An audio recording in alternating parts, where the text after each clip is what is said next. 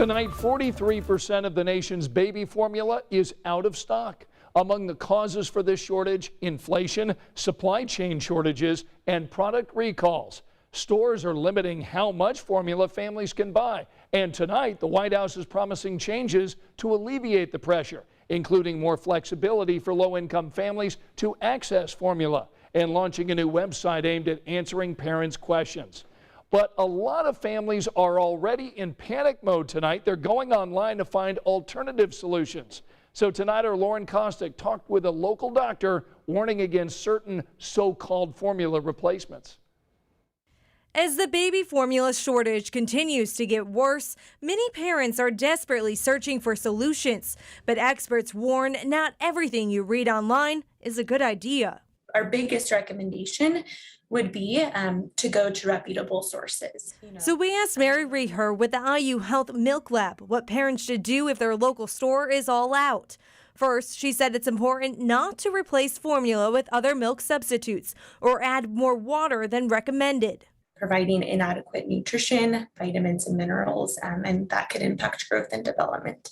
Also, don't try homemade recipes like these circulating on social media. Health experts say they can be extremely dangerous for your baby. Homemade formula recipes do not provide adequate nutrition for infants, which can lead to hospital admission for dehydration, other concerns, as well as impact growth and development in a negative way. And if your baby needs a specialty formula for medical reasons, certainly consult with their pediatrician as to what that appropriate substitute is for really any infant formula, but especially for the specialty formulas. Experts say you can also check social media groups. Some members might have unopened formula or know which stores are in stock. No matter what, always buy from a well-known company or pharmacy. Now, we've seen a lot of people online tonight asking, why not just breastfeed? Well, that's a situation that's a lot more complicated than it sounds. Tonight, our Madison Stacy looks into one of the big barriers to breastfeeding here in America. Women's health experts are calling attention to long-time barriers that prevent American women from feeding babies with ease. Most doctors agree breastfeeding is the healthiest and most cost-effective way to feed infants.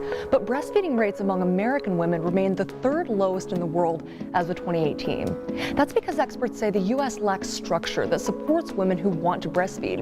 And that includes a lack of mandated parental leave.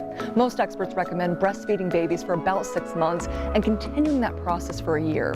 Meanwhile, the average maternity leave is a little over 2 months, so many women opt for formula, even though the CDC says 83% of U.S. infants do start off being breastfed. That's made American women more vulnerable amid this shortage.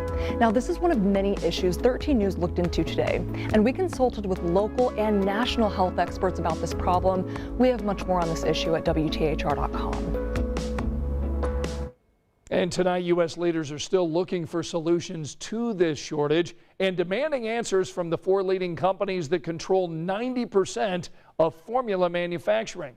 That includes Abbott, whose closed Michigan plant helped trigger this shortage. Today, that company agreed to extend rebates for low-income families to get other brands of formula through August 31st. And they also just got the all clear from the FDA to reopen that closed facility within 2 weeks. So that means formula could be back on store shelves in 6 to 8 weeks.